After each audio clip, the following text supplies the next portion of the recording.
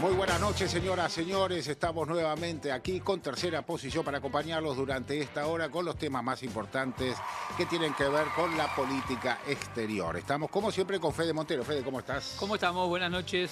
Y está también con nosotros nuestra queridísima Kiara Carro. ¿Qué haces, Kiara? ¿Cómo estás? ¿Cómo andan? ¿Todo bien? Bien, che, muy bien, muy bien. Con varios temas, obviamente, una de las cuestiones importantes de estos días pasa por la elección que hubo ayer en México en relación a la transformación, profunda transformación del Poder Judicial, una de las banderas más importantes de la presidenta de México. Así que vamos a estar desarrollando eso a lo largo del programa, pero también, como solemos hacer aquí, vamos a hacer un picadito, algunas de las noticias importantes que nos están rodeando sobre política exterior, y arrancamos, Kiara querida, sobre Brasil. Exactamente, Lucho. Arrancamos con Brasil porque estamos presenciando una especie de ataque, se podría decir, para desestabilizar el gobierno de Lula da Silva, ¿no? Y esto se genera más que nada con presiones externas que vienen, por supuesto, del norte de Estados Unidos, también con algunas amenazas veladas que vienen en todo el sector bolsonarista, que está aliado con el ala trumpista de la gestión de Estados Unidos. Y puntualmente Estados Unidos puso el ojo en el Poder Judicial de Brasil, porque no les gusta, no les parece bien cómo están llevando adelante la investigación sobre aquel atentado que hubo en 2023, si no me equivoco, en la Plaza de los Tres Poderes en Brasilia, que bueno, muchos recordarán, no fue un hecho menor, que bolsonaristas aliados con sectores del ejército se juntaron y atacaron justo lo que les decía recién, la Plaza de los Tres Poderes en Brasilia, para intentar derrocar el gobierno de Lula que recién asumía. Entonces estamos presenciando este nuevo ataque al gobierno de Lula. Un capítulo más, ¿no? Porque viene ocurriendo esto en Brasil desde ese momento en donde fue un ataque y la causa es por atentado a la desestabilización de la democracia, ¿no? Sí, recordemos, se trata de que los militantes bolsonaristas que estaban acampando frente a los cuarteles se movilizaron desde los cuarteles para ocupar la Casa de Gobierno, el Poder Legislativo y la sede de la Corte Suprema, en lo que fue un intento de desestabilización. Y ahí fue muy relevante, y tiene que ver con lo que planteaba Kiara, muy relevante la acción de un sector del Poder Judicial de Brasil, comandado por Alexandre de Moraes, que en ese momento estaba a cargo, no solamente integraba el Supremo Tribunal de Brasil, el Superior Tribunal Federal, que sería la Corte Suprema, sino que además era el juez principal a cargo del proceso electoral que terminó con el triunfo de Lula, que había tenido, por ejemplo, un rol central en limitar el tema de las fake news durante las campañas en Twitter de Bolsonaro y toda la acción desde afuera que hacían los Bannon de la Vina. Él los limitó bastante.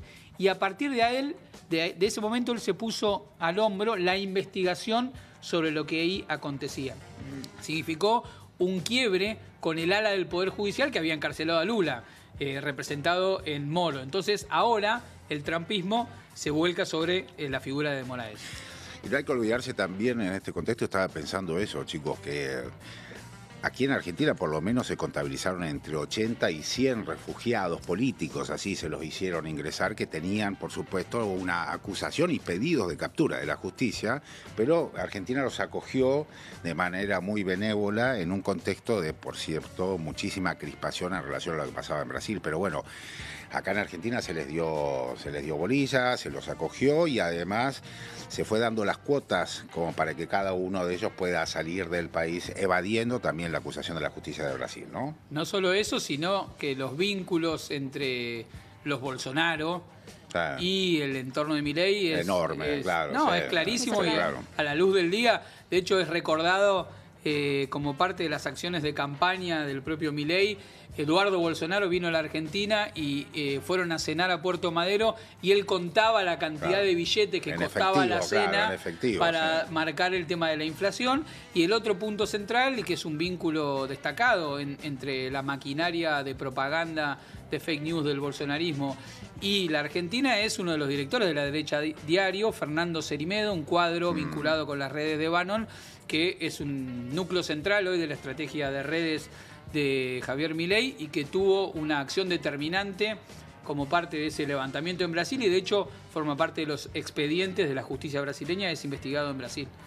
Sí, totalmente. Bueno, ya la Policía Federal también está llevando adelante una extensa investigación sobre todo lo que pasó allí en 2023 y particularmente de Moraes es una figura muy, muy importante porque, bueno, es quien inhabilita a Bolsonaro a cargos por lo menos hasta 2030 por estas cuestiones de que encontraron irregularidades en aquellas elecciones de 2022. Pero también es, por supuesto, el juez que está llevando adelante esta investigación sobre el atentado. Entonces se volvió como un blanco de los odiadores de derecha, tanto de Brasil como de Estados Unidos y bueno, del exterior en general, porque si me lo permitís, es un juez que tiene los huevos bien puestos, digamos. Claro. Es el mismo que se peleó con Elon Musk. Lo dijiste en francés y creo que sí, quedó bueno, très bien quedó, es el mismo que se peleó con Elon Musk porque cuando avanza la investigación, cuando se pone al frente de la investigación, muchos acordarán que lo que hacen, la manera de operar que tuvieron estos grupos bolsonaristas era por Twitter, por X.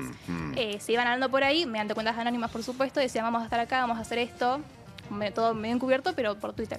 Entonces de Moraes le pide a Twitter que le baje información sobre quién estaban detrás de estas cuentas truchas. Claro. Y Twitter le dice no, Elon Musk le dice no, en mi red va a privar la libertad y acá no tengo ninguna info. Y bueno, empezó una especie de tira de afloje que duró un par de meses, hasta que Elon Musk tomó la decisión de retirar a su representante político de la aplicación de Brasil. Claro. Y Brasil le dijo, bueno, papi, no tenés el representante, yo no puedes operar acá. Y se suspendió Twitter en Brasil como 2 semanas, hasta que Elon Musk reculó y pagó la fianza que le debía a la justicia de Brasil, pero creo que al final no dio los nombres de las cuentas que estaban detrás de estos perfiles. Pero bueno, es un juez que está muy en el foco de la derecha. Lo que más que nada Estados Unidos lo tienen como muy en la mira. Es cierto, pero está pasando algo también en toda esta gente que está pistoleando, canchereando al mundo, como Trump, por supuesto, como Bolsonaro en su momento también, con Milei también, que es que están perdiendo, que no les está yendo bien, que hay una situación judicial en cada uno de los casos que estuvimos mencionando, en donde efectivamente no están en una situación muy cómoda, ¿no? Bueno, de hecho ahora lo que está, la investigación sigue en curso, pero lo que ya noté acá, mirá, que esto la investigación resultó con hasta ahora más de 300 personas condenadas, por supuesto por intento de golpe de Estado, con penas de hasta 17 años y 60 prófugos que tienen pedidos de extradición. Y particularmente el Supremo Tribunal Federal de Brasil aceptó los cargos penales que se le imputaban a Bolsonaro por estar detrás de este intento de golpe y así que ahora tendrá que hacerle frente a este juicio penal.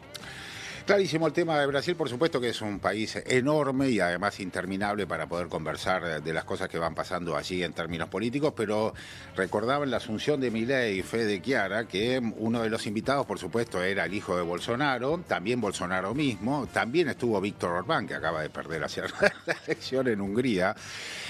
Y por supuesto vino alguien que era muy llamativo que haya viajado en el medio de un conflicto bélico que partió en el 24 de febrero del año 2022, me refiero a Volodymyr, porque ahora se le dice Volodymyr, sí, pero en realidad es una traducción del ucraniano al ruso de Vladimir, ¿no? Sí. Antes se decía Vladimir y Volodymyr. Bueno, Volodymyr Zelensky, que estuvo aquí, que está además en una situación muy compleja. Vamos a ver primero un mapa general, para hacer, si les parece, un repaso muy rápido y muy genérico sobre lo que está ocurriendo en Ucrania. Ahí lo que ustedes van a ver es el mapa de Ucrania, en donde se ve con mucha claridad un río que cruza de norte a sur, que es el río Dnieper, es un río ancho, que ustedes verán también tiene algunos embalsamientos. Exacto, embalses. Me quedó una de más. Sí. Porque son embalses, son embalses que tienen que ver con las distintas represas hidroeléctricas que hay alrededor del río Dnieper. En una región, ahí estamos viendo el embalse que está en Zaporozhia, una de las regiones que también fue anexada por la Federación Rusa, ahí exactamente. Ahí ese embalse de Zaporozhia tiene una central, por supuesto, hidroeléctrica muy grande, pero sobre todo lo más importante es el combo de 6 centrales nucleares que hay ahí. Que estuvieron bajo fuego. Estuvieron bajo fuego durante mucho tiempo. Rafael Grossi es el encargado de temas nucleares por Naciones Unidas y fue el actor principal de la pacificación, por lo menos para que no se explote un domo, vamos a decir así, sí, ¿no? Para que no quede, Chernobyl. Claro, que no haya un nuevo Chernobyl. Es una región muy importante. Lo que están viendo ahí que son Jersón, que es también una provincia, en Rusia se le llama Oblast. Jersón, que es una provincia, Zaporozhia, que es una provincia también, además de ser una ciudad. Y sobre un poquito más a la derecha de la pantalla está la región de Donetsk, que también tiene, por supuesto, la ciudad de Donetsk. Más hacia abajo está la península de Crimea, ahí estamos viéndola, que es una península, es un territorio muy importante para Rusia, fue anexada en el año 2014 y donde en la ciudad de Sebastopol, que es la capital de la península de Crimea, está, entre otras cosas, el poderío armamentístico muy importante de Rusia, como es la octava flota del Mar Negro, ¿no? Lo que separa, fíjense ahí que se ve muy bien el istmo entre la península de Crimea y el territorio ruso, que está marcado en blanco, ¿no? Sí. En ese lugar hay un puente muy importante que construyó Rusia hace pocos años, que fue el que bombardeó Ucrania durante el año pasado, como para poder interferir la comunicación entre Crimea y, por supuesto, la Federación Rusa. Lo concreto es que lo que está pasando a esta altura del partido tiene que ver con un próximo mapa que vamos a ver, en donde se ve cuál es el desarrollo del conflicto bélico en relación a los territorios. Entonces ustedes van a ver las zonas que están marcadas, esto es a principio del 2022, las zonas que están marcadas en naranja son las que pertenecen ya anexadas a la Federación Rusa. Sí. Anexadas y decididas por ellos mismos, exactamente, ¿no? Eso les iba a preguntar, la gente aceptó. Sí, por supuesto hubo elecciones. En el caso de las primeras que estamos viendo, que son las que están rayadas en negro, frenalo por ahí un poquito, así no sigue avanzando el territorio. Pero las que están marcadas en rayitas son lo que primero se anexó a la Federación Rusa. Estamos hablando de Crimea, que está rayado, y también la provincia de Lugansk y Donetsk, en donde se armaron milicias separatistas en el año 2014. Eso arrancó en ese momento y siguió la situación del conflicto bélico en esa región que se conoce como el Donbass. Sí. El resto de las regiones que estamos viendo, que son Zaporozhia, Gerson y hacia el norte, una extensión del Donbass con la renuncia de parte de Rusia a un territorio muy importante como es Kharkov, ahora llamado Kharkiv, porque es la diferencia entre el ucraniano. Ustedes verán que la diferencia entre el ucraniano y el ruso es muy pequeña. Muy poca, sí, es muy parecido al portugués, y vamos a decirlo así, al portugués y al castellano, ¿no? Para entender una lógica. Pero esto me parece interesante para pasar esta situación de ahora en relación a cómo está territorialmente la región, para pasar a dos temas. Primero, la posibilidad de que la guerra todavía no esté terminada, porque una de las intenciones muy fuertes que tiene la Federación Rusa es de avanzar sobre todo el sur de Ucrania para ocupar la salida de Ucrania al Mar Negro. Por eso está la provincia de Odesa, que está es como una peninsulita ahí que sale de parte del oeste ucraniano, un puerto muy importante, Odesa, una ciudad estudiantil y una de las ciudades que ha sido blanco sistemático de la rusofobia, porque lo que se desencadenó desde el 2014, que fue con el Euromaidán, fue un gran desplazamiento poblacional de las distintas provincias, separando literalmente rusos de ucranianos. Un grupo grande, digamos, una parte importante de la sociedad rusa, perdón, de la sociedad ucraniana más vinculada al nacionalismo ucraniano, muy vinculada a las ideas occidentales, y por supuesto del río Dnieper hacia el este, una sociedad mayoritariamente rusa. Culturalmente rusa. Idiomáticamente rusa. Sí, por supuesto hablan ruso. Ahora prohibieron hablar ruso en todo el territorio ucraniano. Pero ¿sabés con qué tiene que ver eso mucho? No solamente con los 500 años de historia que tienen de relación Rusia y Ucrania, sino fundamentalmente porque ese río, el río Dnieper, funcionó como el parapeto para lo que fue la invasión de parte de los nazis en el frente oriental sur, que era la intención de llegar hacia Rusia. Bueno, allí fue frenado por el ejército ruso en la batalla del río Dnieper, es la batalla de mayor cantidad de muertes que hay en la Segunda Guerra Mundial. Es una batalla muy importante. Y bueno, básicamente lo que estamos viendo es el desplazamiento de población que va del oeste hacia el este. Y la última novedad es que hay un fallido proceso de paz, nuevamente un fallidísimo proceso de paz, que se están llevando a cabo las conversaciones en la ciudad de Estambul, en la capital de Turquía, para ver si logran por lo menos 3 días. Claro, porque tuvieron un fin de semana justo muy agitado. Muy agitado porque hubo una respuesta de parte de Ucrania que ya no tiene ningún problema en invadir y bombardear territorio ruso. Eso sí es una novedad porque hasta ahora todo el escenario venía siendo dentro del territorio ucraniano y ahora desde hace ya varios meses atrás con la invasión en Kursk hubo ayer lo que se llamó el operativo Telaraña, que fue básicamente hacer explotar muchísimos drones, no está clara la cantidad, pero durante el fin de semana hubo muchas bases rusas afectadas por estos drones con una técnica rarísima, gente, que es que los drones ingresaron en camiones de containers y los mismos camioneros en determinado momento cuando se lograban acomodar en los lugares que ellos habían preelegido, por eso se le llama telaraña, porque fue una infiltración, o sea, y Rusia habla de terrorismo, no habla de ataque, es un matiz, ¿no?, en relación a lo que está ocurriendo, y desde esos camiones salían los drones. Claro, una especie de operación encubierta. Exacto. Que activó los drones en momento dentro del territorio ruso, atacando instalaciones militares, que creo que se centró fundamentalmente en la aviación de guerra rusa. Se habla de que llegó a ser afectado el 40% de la flota de aviones rusos. Esa es información occidental. Sí, no lo vamos a ver todo café, ¿no? Pero lo que sí es muy importante es que han llegado a lugares bastante lejanos, como por ejemplo Siberia. Eso no había ocurrido hasta ahora en la guerra. Y hubo un bombardeo muy importante en una base en el norte de Siberia. Siberia, como sabemos, casi todo Rusia. Claro. Es una provincia enorme. Del otro lado, pero es una provincia enorme y muy deshabitada, y hasta allí han llegado con este tipo de estrategia bélica. Por supuesto que una semana antes lo mismo había hecho la Federación Rusa respecto de blancos militares en Ucrania, con la misma estrategia. Esto es una guerra de drones, es así, una guerra de drones y de artillería pesada de tierra desde que arrancó en el año 2022, pero que efectivamente la utilización de los drones, que va a ser un armamento, entiendo yo, un armamento que va a tener mucho desarrollo en los próximos conflictos bélicos que haya en el mundo, ¿no?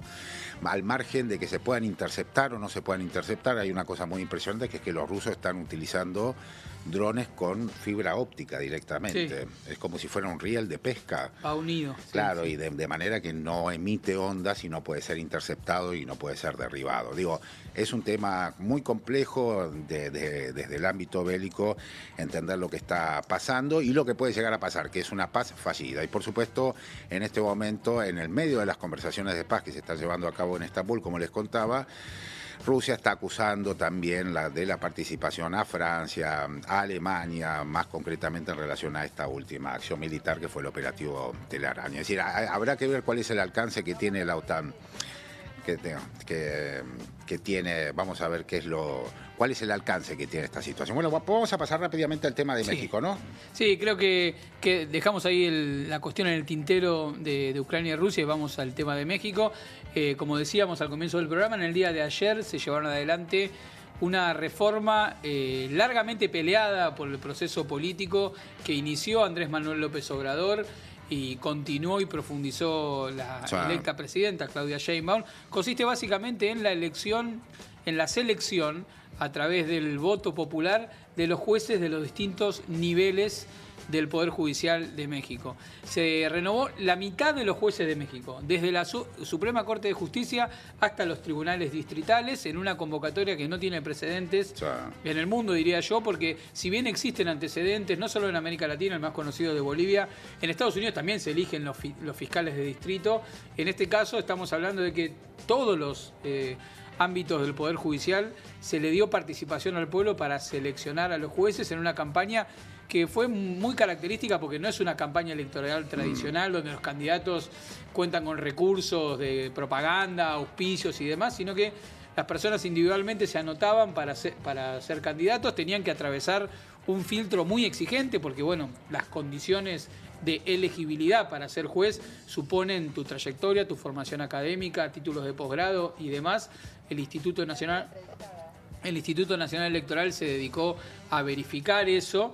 Y luego, en el día de ayer, las personas fueron convocadas a participar en la elección. Tenían 6 boletas cada una y bueno, de acá a un tiempo vamos a tener los resultados, pero importante ponerlo en contexto de que la reforma judicial fue un elemento central de la campaña electoral de Sheinbaum y lo llevó adelante el día de ayer. Vamos a tomar comunicación en este caso con Iliana Jiménez, que Iliana es politóloga, es integrante de la Comisión Ejecutiva del Partido del Trabajo, es subdirectora para América Latina y el Caribe del Senado mexicano y tiene una trayectoria muy cercana a todo el proceso de cambios institucionales que se están llevando a cabo en México. Iliana, espero que nos estés recibiendo bien. Muchas gracias por atendernos. Gracias a ustedes, compañeros, pues por la invitación y bueno, a Fede sobremanera, al mismo canal y bueno, pues a Tercera Posición. Gracias por estar interesados, les agradecemos mucho por estar interesados en lo que estamos pasando en México y pues eso, creo que el día de ayer lo que hicimos fue consolidar el plan C de Andrés Manuel, que era lograr esta transformación en los 3 poderes de gobierno. Y bueno, pues nos sentimos muy contentos, así que estoy aquí abierta para las preguntas que tengan, intentar poder resolver y contestar. Así que muchas gracias, compañeros. Ok, Iliana, la primera pregunta, entonces contanos un poco cómo viste vos el desarrollo de la campaña, cómo fue que se fueron presentando los distintos candidatos a ocupar cargos en el sistema judicial, cómo fue el despliegue del conocimiento, porque recién Fede estaba contando de alguna manera cómo la gente podía acceder a la información de a quiénes estaban votando, por un lado eso y por otro lado la dimensión política que le estás encontrando a este momento en relación a esta gran transformación del Poder Judicial. No, claro que sí, pues ya como lo mencionaba Fede, fue un proceso bastante interesante porque fue un proceso abierto para toda la ciudadanía que cumpliera con ciertos requisitos, obviamente, porque pues ser parte del Poder Judicial no es cualquier cosa, entonces tenían que ser los mejores cuadros, los más preparados, los que tuvieran un currículum, que tuvieran experiencia y que tuvieran honorabilidad. Entonces, bueno, la gente podía ellos mismos registrarse, se podía hacer de 2 formas, se podía hacer de manera física, ir a entregar tu documentación en el Senado de la República y la otra de manera digital. Después de esto, la segunda etapa era pues la revisión, ¿no? De todos estos documentos, todos estos perfiles que llegaban, porque era pues totalmente abierto, era todavía más democrático, creo que lo que estamos viviendo tanto en el Poder Ejecutivo y Legislativo, porque normalmente necesitamos un partido político, ¿no? Y aquí no, aquí era una expresión de la ciudadanía que podía ser parte de este Poder Judicial. Entonces, después de hacer esta revisión de los perfiles, de la documentación que entregaron, pasaban a una segunda etapa y de ahí se hacía una evaluación, de ahí pasaban a una entrevista. Esta entrevista la podía realizar tanto gente del Poder Judicial, Poder Legislativo y del Poder Ejecutivo. Y estas entrevistas podían ser de manera física, virtual, como lo estamos haciendo, o también de manera telefónica.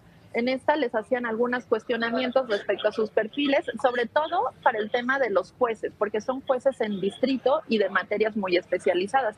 En ese caso les hacían unos cuestionamientos y unos estudios de caso para saber cómo responderían o resolverían ciertas problemáticas. Al pasar este segundo filtro es que ya se pasaban las propuestas y cada poder se encargó de mandar sus propuestas de acuerdo a estos mejores perfiles.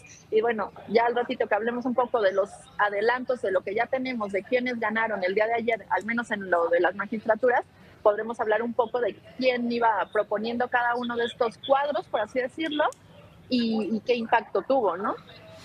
Me interesa, ¿cómo estás, Iliana? Me interesa si podés adelantarnos, aprovechando tu presencia ahí en el lugar de los hechos, algo de estos resultados, porque yo tenía entendido que al tratarse de una elección tan compleja, de tantos niveles, iba a tardar un poco el proceso de escrutinio, pero según lo que vos decís, podríamos adelantar algunos resultados y su significación política. Me interesa particularmente, por ejemplo, el tema de la Corte Suprema. ¿Qué nos puedes decir?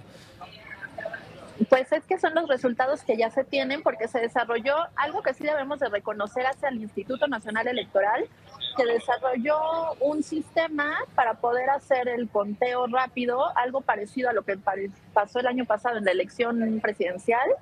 Y bueno, ya se tienen los perfiles ganadores para las magistraturas, que en este caso van a ser 5 mujeres y 4 hombres, es lo que ayer votamos. Eso sí era para todos. Y 3 de las ministras que estaban en funciones y que han sido parte de esta ala de la 4T, pues ellas ganaron y fueron las más votadas. De hecho, ellas son Lenia Batres, Yasmín Esquivel y Loreta Ortiz. Ellas eran propuestas tanto del Poder Ejecutivo, pero estaban en funciones. Esto es bien importante mencionarlo porque los ministros que no eran pues de la 4T, ellos renunciaron, porque justamente al hacer esta modificación del Poder Judicial, lo que estaban haciendo es perder sus intereses económicos, porque todos sabemos que con el presidente Andrés Manuel él metió una reforma donde ningún funcionario público podía ganar más que él. En el caso del Poder Judicial, ellos no acataron esto y bueno, ellos seguían ganando y teniendo muchísimos privilegios. Entonces muchos no se propusieron, ni siquiera se registraron, porque lo que no querían era perder estos beneficios. Entonces, bueno, creo que eso es importantísimo, ¿no? Quien se ve, quien estaba interesado en impartir justicia y quien estaba ahí también por un interés económico. Las otras dos ministras que ya ganaron son María Estela Ríos. Ella es una compañera muy cercana al movimiento y que ha estado del lado del presidente Andrés Manuel López Obrador desde el primer proceso electoral, desde el 2006. Es un cuadro muy cercano, pero es a la vez una mujer muy capaz. Nos sentimos muy orgullosos. Y creo que algo que también ayer consolidamos en México, pues fue este logro feminista, porque justamente este año es que se cumplen 70 años del voto de las mujeres en México, y pues imagínate qué manera de celebrarlo, ¿no? Teniendo más mujeres en los cargos de elección en los 3 niveles de gobierno y en los 3 poderes, así que imagínense si no vamos a estar contentos. En el caso de los 4 compañeros hombres que van a ser ministros, están Hugo Aguilar, Isaac de la Paz, Giovanni Figueroa e Irving Espinosa. Ellos, los 4 cuadros, fueron propuesta del Poder Ejecutivo. Entonces eso nos dice que van los resultados de la elección del día de ayer con los mismos resultados de todas las encuestas donde es la aprobación a la presidenta Claudia Sheinbaum, que es alrededor de 80%, ¿no? Ahí se ve la satisfacción del pueblo de México con lo que estamos realizando en la 4T. Ileana, ¿y ahí cuál fue, digamos, el impulso que tuvo el gobierno como para la iniciativa para llevar adelante la reforma? ¿Qué es lo que se identificó que no funcionaba en el Poder Judicial y cuál es la expectativa de cómo va a cambiar la dinámica de ahora en adelante?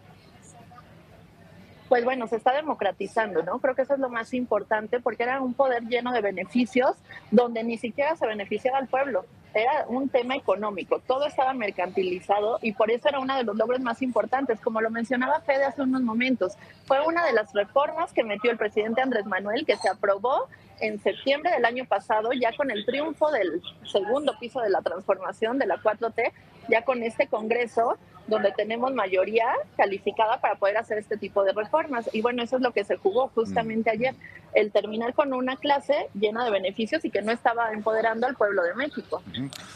Sí, Ileana, para entender las motivaciones de esta reforma y el significado político que tiene, porque es algo, digamos, realmente revolucionario para la institucionalidad republicana que todos los países copiamos del modelo norteamericano y que en México se está produciendo una innovación importante con este concepto, que es que el Poder Judicial tiene que ser un poder contramayoritario porque así lo diseñaron los llamados padres fundadores de la República Norteamericana, que estaban preocupados en poner límites a la democracia, y vemos que eso puede ser pensado de otra manera. Pero además de este factor de democratización, yo leía y comentaba con compañeros, lo hemos estado conversando, que también hay una profunda crisis del funcionamiento del Poder Judicial actualmente en México, con una altísima tasa de casos no resueltos, con una fuerte deslegitimación de la función de asignación de justicia. Entonces, acá no hay solamente un tema de que se quiere democratizar por una cuestión ideológica, sino que también hay que resolver la cuestión del funcionamiento práctico de la justicia mexicana y resolverla a través de darle más participación a la gente.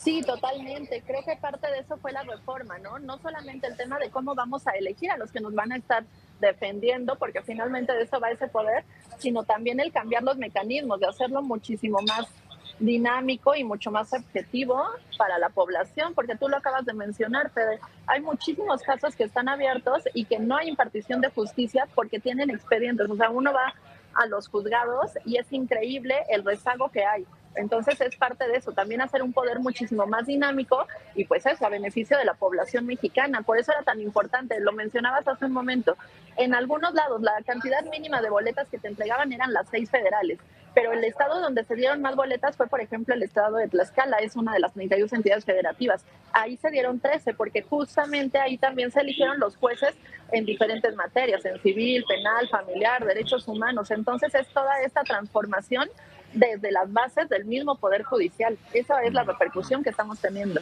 Liliana, ¿qué nos podés contar? A ver, en Latinoamérica nos vamos acostumbrando un poco a que cualquier reforma importante que devenga de un poder legítimo, pero que confronte con el status quo, genera dentro de ese status quo un gran escándalo, donde se manifiesta a través de medios de comunicación, operaciones de persecución, etcétera. Y bueno, hay un arsenal que se despliega también para poder contrarrestar este tipo de medidas tan importantes y tan legítimas, podemos decir en este caso, en relación a lo que está pasando en México, ¿no? Entonces, la pregunta es: ¿cómo estás viendo la reacción que está teniendo la oposición frente a esta situación de la modificación del Poder Judicial y, por supuesto, frente también al poderío político que está desplegando Sheinbaum?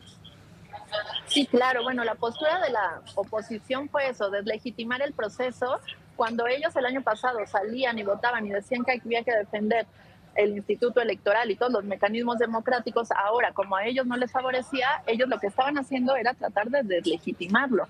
¿Y cómo lo hacían? Diciendo y promoviendo la no participación. Y bueno, eso fue algo de lo que pasó. Solamente hubo un 13% de participación, pero finalmente los ciudadanos que votamos, que salimos a participar, pues fuimos los que nos interesamos y fuimos ciudadanos conscientes, porque algo, lo que mencionaba hace un momento, hay que reconocerle al INE, no solamente generó las condiciones, que en un momento inicial decían que no se iba a poder, que iba a haber falta de recursos, no, generó las condiciones, se desarrolló muy bien, armaron todos los sistemas computacionales que eran necesarios para poder desarrollarla, pero aparte para poder conocer a estos cuadros. Entonces había esta desinformación, ¿no?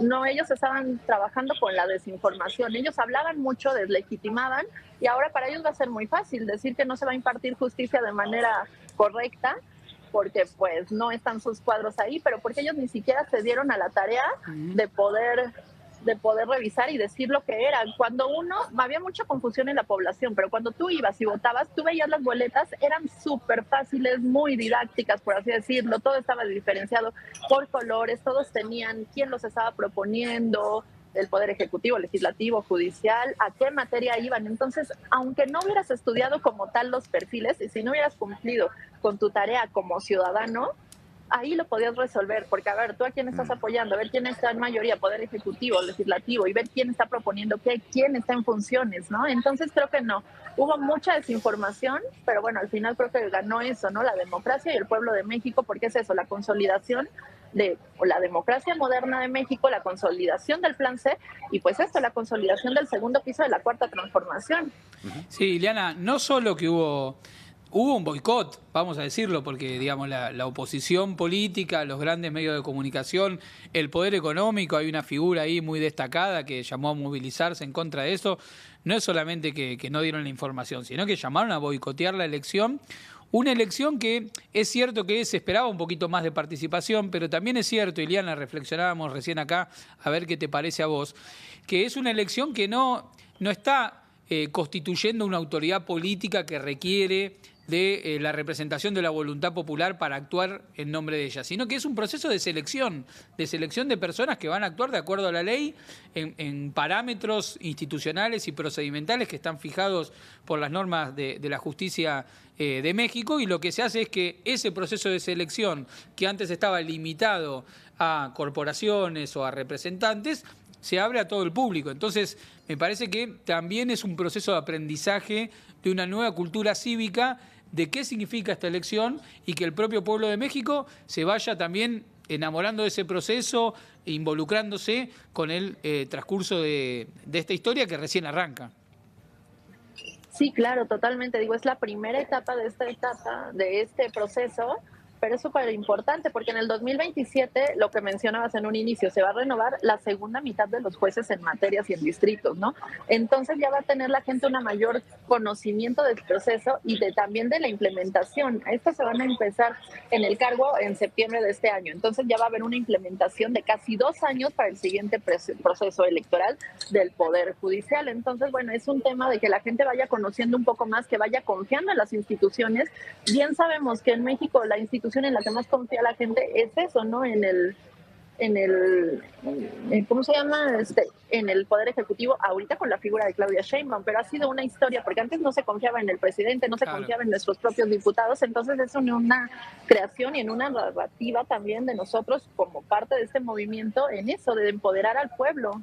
Creo que eso tiene que ver, ya lo decía Andrés Manuel, ¿no? El pueblo es sabio y creo que son estos pequeños pasos los que van dando pie a ir construyendo y consolidando esta nueva etapa en la vida pública del país.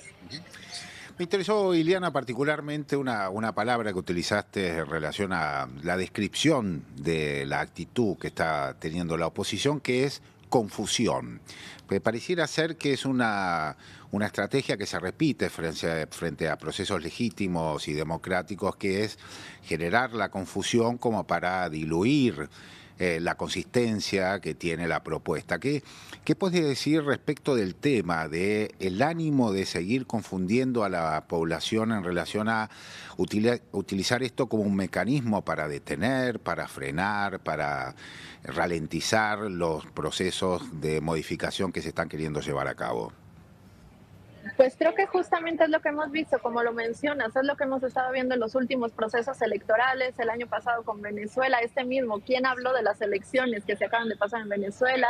Están malinformando también en propio Bolivia, o sea, son muchos procesos electorales lo que está pasando y están actuando, ¿no? Ellos están haciendo su trabajo. Al menos en el caso de México, algo que nos debemos de sentir tranquilos es que tenemos una muy mala oposición. No nos tenemos que confiar, eso queda claro, pero son una muy mala oposición, a pesar de que están aliados en teoría el PRI y el PAN, pues son ideológicamente contradictorios. Entonces no es que caminen de la mano y creo que eso nos ayuda. Digo, no debemos de confiarnos, pero eso es algo que ayuda. Ellos van a seguir con esta misma narrativa, también los dueños de los poderes de facto, los medios de comunicación, pero cada vez tenemos un pueblo pues más consciente, más informado y que está dándose esa tarea de ir construyendo esta ciudadanía día a día. Estaba pensando en la última consulta, Ileana, así no te molestamos más, pero hablaste de muchas mujeres todo el tiempo. Hablaste de mujeres que van a ocupar el cargo de alto tribunal, hablaste de una presidenta que es mujer. Y me imagino que todo esto está describiendo un escenario político distinto también en México, que es un país, vamos a llamarlo así, como todos los países latinoamericanos, con una presencia muy importante del patriarcado. Contanos qué percibís en relación al rol que están teniendo en este momento las mujeres en este proceso político que nos estás contando en México. Pues cada día tenemos mayores espacios, mayores posiciones, justamente por esta deuda histórica que se tenía. Entonces, este proceso, como ya todos los que se han desarrollado a partir del 2018, es que ya tienen este proceso de paridad sustantiva. Que de ahí que va la paridad sustantiva es pagar esta deuda histórica, lo que les mencionaba hace un momento. Aquí son 9 ministros y van a ser 5 mujeres y 4 hombres. Y así varias de estas boletas así eran. Podías elegir 2 mujeres y un hombre, dependía, ¿no? Depende de cada boleta. Pero se está pagando esta deuda histórica. Entonces, lo que mencionaba, creo que esta elección también es eso. Es un triunfo para nosotras las mujeres, porque se cumplen 70 años de que empezamos a poder votar y que ahorita estemos encabezando los 3 poderes y los 3 niveles de gobierno es sumamente importante. Entonces es tiempo de mujeres, ya lo dice nuestra propia presidenta, no llegó sola, llegamos todas y ahí estamos viéndolo, ¿no? Justamente en los hechos. Entonces creo que es un muy buen momento para nosotras como mujeres, para seguir transformando, para seguir caminando en estos pasos de tantas compañeras que han dado la vida, porque para el surgimiento de esta democracia moderna fue a partir de tantas luchas, de tantas crisis y de tantas muertes finalmente, porque empezaron con los movimientos sociales de los 60, después el intentar hacer estas modificaciones en los institutos electorales para dar condiciones democráticas en los 90, después la alternancia en el 2000, pero es un camino muy, muy largo en el cual he estado acompañado de las mujeres, porque ya lo mencionabas, estamos en un sistema patriarcal, pero que en el que las mujeres somos las que caminamos, las que luchamos y que no siempre se había reconocido, así que para nosotras es un momento histórico. Buenísimo, Ileana, te agradecemos enormemente tu tiempo, tus palabras y, por supuesto, tu condición femenina también en este momento tan importante para México. Muchísimas gracias y un gran abrazo y, por supuesto, nos mantenemos en contacto con cualquier novedad que surja en estos próximos días. Claro que sí, muchísimas gracias y pues gracias de nuevo por estar involucrándose y pensando en lo que estamos viviendo de este lado del continente. Muchas gracias. Un abrazo grande, Ileana. Era Ileana Jiménez, que como les decía en la presentación, es politóloga, es integrante de la Comisión Ejecutiva del Partido del Trabajo y es subdirectora para América Latina y el Caribe del Senado mexicano y tiene, como ustedes saben, una trayectoria muy cercana a todo este mundo de cambios institucionales que se están viviendo en México. Recién cuando hablábamos de las mujeres, y de la importancia que tienen las mujeres en este proceso político en México, recordaba un viaje que hice en el año 2015-2016 a Ciudad Juárez, en México, en donde pude y tuve que conversar mucho con lo que conocemos como las Mujeres de Juárez. Es una agrupación de mujeres que defienden los derechos de las mujeres en una sociedad que está mezclada, la violencia del narco con la violencia de género, ¿no? Y la presencia que tienen y el espesor que tomó esa historia a nivel global es muy impactante, porque entre otras cosas elaboraron estrategias comunicacionales, ¿no? Como por ejemplo poner unas estrellas color rojas en la calle, indicando que allí se había cometido un femicidio, ¿no? Tiene una importancia en este momento que sean Sheinbaum y 4 integrantes de la Corte Suprema mujeres, ¿no? Sí, sí. Y volviendo sobre el tema de Sheinbaum, ella puso en juego gran parte del capital político. Recordamos, viene de ganar las elecciones por 20 puntos de diferencia, y el día de ayer fue un día de alto voltaje político porque reapareció López Obrador al momento de votar, y reapareció para decir: tenemos la mejor presidenta del mundo. Y hacia el fin de la jornada, la propia Sheinbaum salió con una comunicación al pueblo de México para hacer su balance sobre lo que había sido la jornada electoral. Si les parece, compartimos el video que dio a conocer Claudia por las redes. Muy buenas noches a todas y a todos. La elección histórica del Poder Judicial este 1 de junio de 2025 ha sido todo un éxito. Cerca de 13 millones de mexicanas y mexicanos salieron a ejercer por primera vez en la historia su derecho a decidir quiénes deben ser las y los nuevos ministros, magistrados y jueces. Hoy libremente millones de mexicanas y mexicanos votaron por las y los nuevos guardianes de la justicia. No debemos olvidar que el actual Poder Judicial que algunos defienden ha sido responsable de favorecer a miembros de la delincuencia organizada. Ahí está lo que decíamos, ¿no? Y liberado poca legitimidad que tiene el Poder Judicial actual. De cuello blanco. La mitad del Poder Judicial, dicho por su propia presidenta, llegó a sus puestos por nepotismo, es decir, por ser hermanos, primos, sobrinos, cuñados de algún magistrado, ministro, no por haber participado en una carrera judicial. Como lo he dicho muchas veces, si quisiéramos cambiar al Poder Judicial para controlarlo, ¿qué sentido tendría hacer una elección universal? Claro. Mejor hubiésemos cambiado la Constitución para poner ministros a modo, como se hizo en el pasado. En vez de ello, tomamos la mejor alternativa, que el pueblo decida. Sí, el poder en México está en el pueblo, ya no está en unos cuantos. El día de hoy fue un proceso transparente. Bueno. Las y los candidatos. Pero es interesante el punto que destaca Fede, ¿no? En relación. Y tienen una mayoría grabada en las dos cámaras, con capacidad de, si quisieran ellos, negociar con los sectores de la oposición y repartirse los jueces. Ellos hicieron una promesa política que no fue la primera hipótesis que tenían, porque por algo, no sé si recuerdan la entrevista que recién tuvimos con Ileana, ella remite a cómo Andrés Manuel López Obrador llama a esto el plan C, porque había un plan A y había un plan B que consistía en introducir algunas reformas en el Poder Judicial, que fue sistemáticamente obstaculizado por la propia justicia mexicana, por la oposición política. ¿Y el plan C en qué consistía? Bueno, vamos a las elecciones presidenciales con el mandato de que sea el pueblo el que elija a los jueces, y si la gente nos vota, lo llevamos adelante. Bueno, fueron con esa propuesta a la campaña electoral y sacaron 20 puntos de ventaja. O sea que tienen la legitimidad suficiente para después hacerlo cumplir, porque esa es otra enseñanza que nos deja el proceso de México.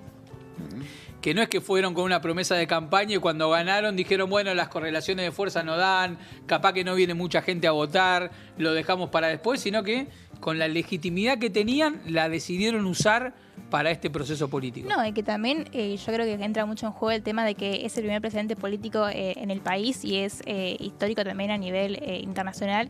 Y ahora yo creo que tiene que ver un poco con un nuevo proceso de como reeducar al pueblo o acompañar al pueblo en este nuevo proceso de educación, de que se tienen que interesar y tienen que tomarse el tiempo de poder sentarse a ver a quién van a votar. También es algo que no va a pasar de noche a la mañana, va a llevar un tiempo el proceso.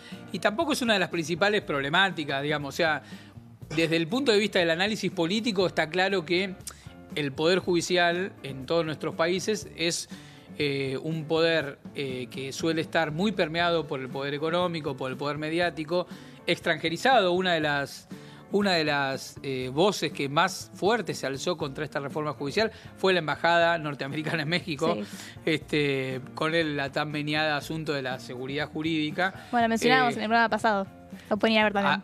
Así es, pero dicho eso, quizás no está dentro de las problemáticas cotidianas de la gente, que en México están centradas en la cuestión económica y en la cuestión de la seguridad. Aún así, abrirlo a la discusión y a la participación, como bien vos decías, es un avance que tiene que ver con decirle al pueblo, bueno, háganse cargo también ustedes de tomar esta decisión. Y me parece que desde ese punto de vista también es valorable la decisión en un camino que recién arranca y que tampoco va a ser fácil. Este es un camino lleno de piedras en lo que sigue por delante. Seguramente habrá impugnaciones a esta elección, seguramente van a salir a detectar que tal juez electo en tal estado tiene antecedentes de vínculo con el narcotráfico y demás, como si los que estuvieran no lo tienen, digamos, ¿no? Por algo... Es lo que quieren cuidar. Exactamente. Es lo que quieren cuidar. Entonces, esto, digamos, va a ser perfectible, pero parte del precepto de que cuanto más gente participe de la toma de decisiones, menor es el margen de error. Claro. Y me parece que ese es el concepto central. Está bueno eso que decís, Fede, en relación a que esta cuestión de los poderes judiciales es totalmente transversal a Latinoamérica, que quedan absolutamente dinásticos, son apellidos los que circulan. Que recién Sheinbaum lo decía. La familia judicial. Ah, la familia judicial, que es una cosa similar a lo que ocurre en Argentina, en Chile, en Bolivia, en Brasil, en Uruguay, en Ecuador, en Colombia, en absolutamente todo Latinoamérica, porque pareciera ser que es el nicho en donde se refugiaron algunos de los piolines importantes del manejo de la historia de cada uno de estos países. Acá en Argentina lo vemos con mucha claridad.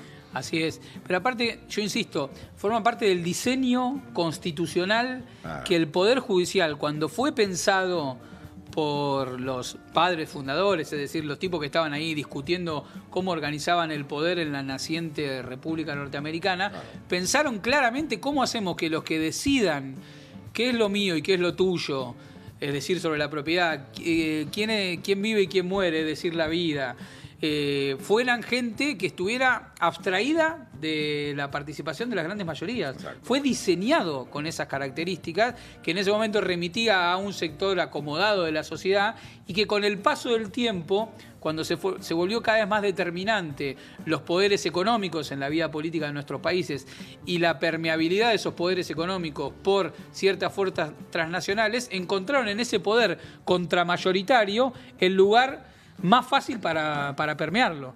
Entonces, en cierta medida también es desandar un diseño constitucional que concibe que el Poder Judicial es contramayoritario y que todos lo repetimos porque, digamos, se dice así, cuando te enseñan Derecho Constitucional te enseñan que es bueno que el Poder Judicial sea contramayoritario. Bueno, hay que ver si es así.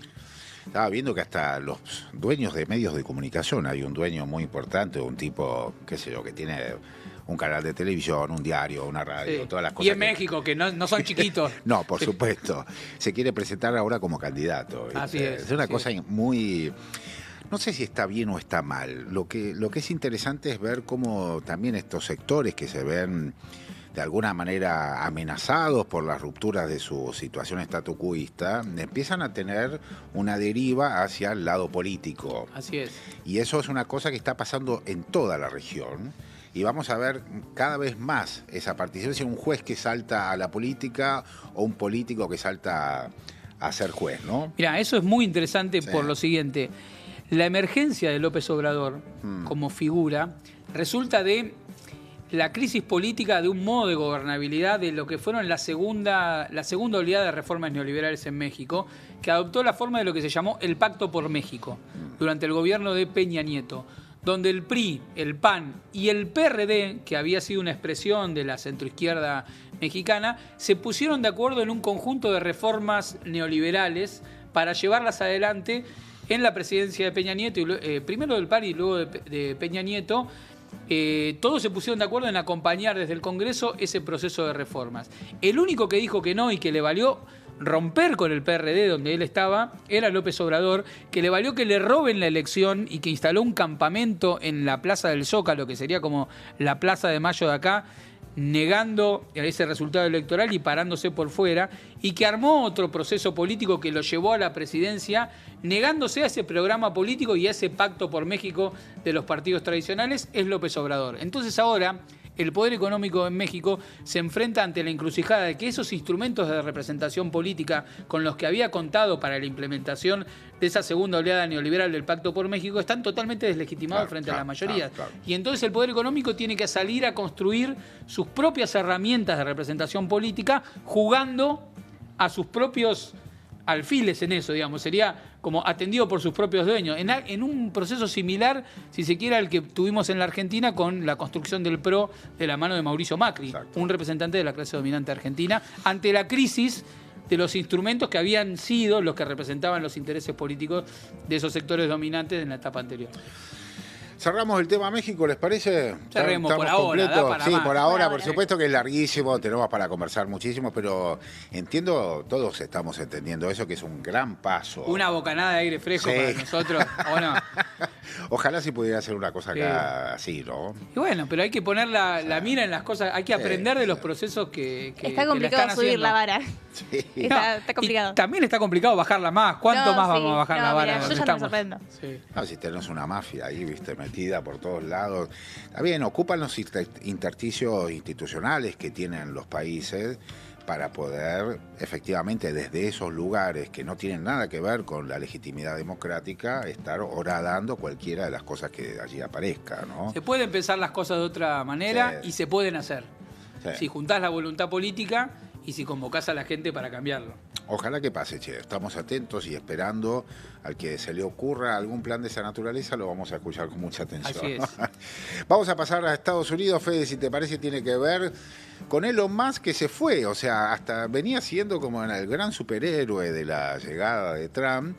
Y de pronto le empezaron a quemar autos en distintos lugares del mundo porque lo odiaban por el nivel de provocación, además, que planteaba públicamente, sobre todo a partir de la administración. Bueno, estos multimillonarios que estamos viendo, ¿no? Que administran grandes tecnologías espaciales y terrenales y también grandes tecnologías comunicacionales, ¿no? Que es un poco lo que estuvo haciendo Elon Musk, que se rajó, pero se rajó con problemas por todos lados.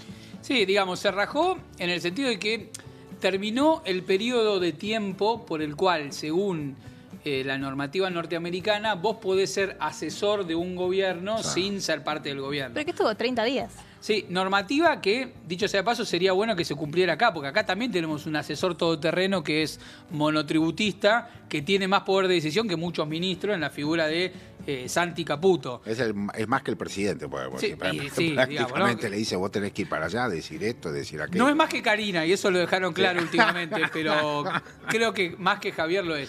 Dicho esto, está claro que Elon Musk tenía problemas derivados de esa función que había asumido como una especie de... era el Aníbal Fernández del gobierno, era el que estaba en primera línea, bancándose todas las piñas, tiroteando un poco, a veces pasándose de la raya, incluso y también provocando. Un poco con el poder de manejar un poco la discusión pública, digo, con su red social, con X, con ex Twitter. Ahí manejás bastante los hilos y bueno, ya nos queda duda de que la discusión pública te puede poner presidentes en un país, como pasó acá. Así es, no, bueno, él compró Twitter para eso y lo dijo y lo hizo. 44.000 millones de dólares le costó al hombre más rico de la Tierra para intervenir en la discusión pública, no solo en Estados Unidos, sino en su alcance global. Mencionábamos antes la cuestión de Brasil, podríamos ir también al rol que ha tenido, por ejemplo, en alentar al nacionalismo conservador en toda Europa y demás.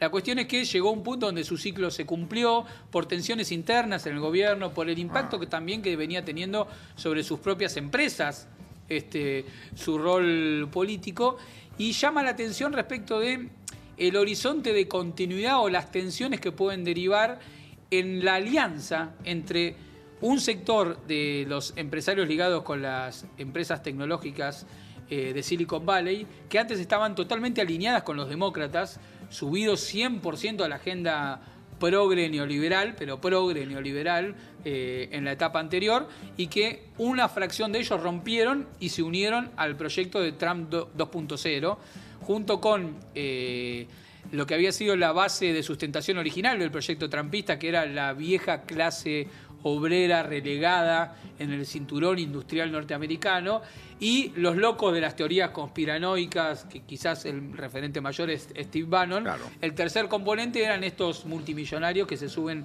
a la tramponeta y que ahora parecen bajarse. Y otra dimensión de esta tensión, que voy a señalar, ponemos un título y después la podemos seguir, se manifestó en la misma semana en que se bajó Elon Musk del gobierno de Trump, son las tensiones con otro gigante tecnológico, que es con Apple. Apple, que tiene un negocio hermoso, que es producir el iPhone en China con los costos chinos, sí, y venderlo en el mercado norteamericano. Pero hay un montón de empresas, eso es lo impactante, ¿no? Son un montón de empresas norteamericanas que producen en China, que hacen el montaje en China, de todo, los importan y los venden. Así es. Y eso empieza en medio de la política, como dijiste, tramponeta. Sí, se subieron a la tramponeta. La tramponeta.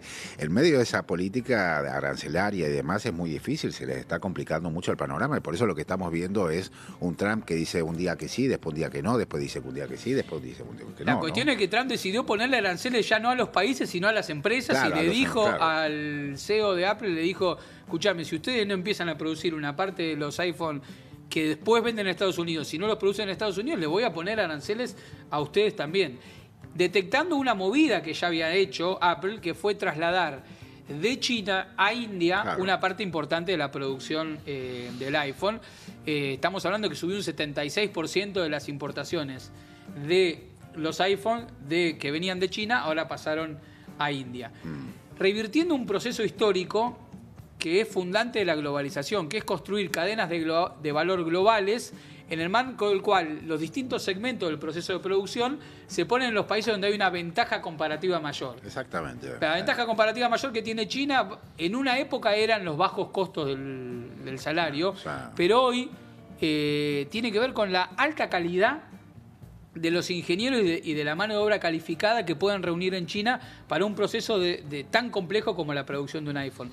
No es posible, no se encuentra en Estados Unidos tanta gente tan calificada para armar en escala lo que hacen en China, y ese es uno de los principales problemas que tiene Donald Trump, que le puede decir, vuélvanse a casa, pero cuando van para casa no tienen... No le conviene seguir peleándose con las universidades. No tienen la masa gris para hacerlo y encima se pelean con las universidades. Así que creo que esta es una película que estamos viendo en los primeros actos y que va a seguir. Perfecto, entonces esto va a ser largo, ¿eh? Esto va a ser largo, porque si es empresa por empresa, ya no es, ese es un desplazamiento muy importante, el que ya no es de Estado a Estado, sino es de Estado con empresas. Y el nivel de modificaciones que esto puede traer en la economía va a generar los desplazamientos que estamos viendo.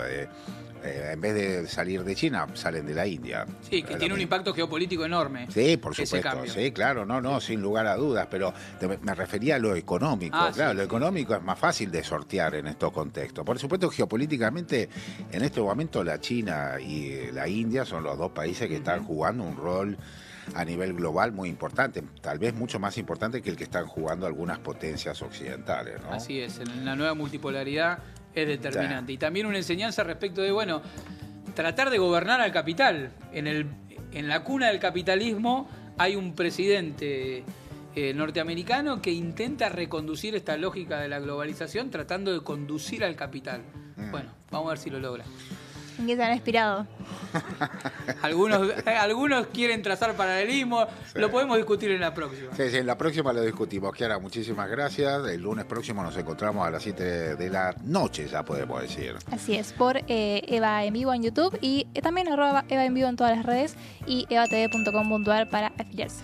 Y tenemos también, Fede, para agradecerle a toda la gente que trabaja con nosotros para que podamos salir y hacer este programa. Sí, porque esto no es solamente venir acá y poner la carita, sino que detrás de cámara hay un equipazo encabezado, por Emilia Raciati en la producción, en la dirección Bruno Capaccioli, el sonido, asistencia de dirección. Le ponen fuego artificial. Sabino Gual, y todo parte del gran equipo y la gran familia de EVA TV, que todos los días estamos acá tratando de construir una comunicación que sirva para el proyecto nacional. En eso andamos, gente. Muchísimas gracias por haber estado del otro lado. Recibimos mensajes, como dijo Chiara, para... Recibimos dinero también. Sí, no, ojalá, pero no creo. No es el caso. Hay que hacer un alias de tercera posición. No, Lo empezamos a claro. difundir. Así como está el país, estamos todos, viste, rascando el fondo de la olla. Bueno, pero los esperamos la semana próxima, el lunes próximo, para compartir con ustedes esta hora, con Fede y con Chiara, llevando un poco los perfumes que están en el mundo, dando vueltas, las situaciones complicadas, complejas y, por supuesto, las transformaciones que tenemos más cerca, como lo que está pasando en México y que ojalá que algún día lo copiemos. Fede, muchas gracias. Nos vemos la próxima. Chiara, muchísimas vemos, gracias. Muchísimas gracias a ustedes. Nos vemos el próximo lunes con Tercera Posición.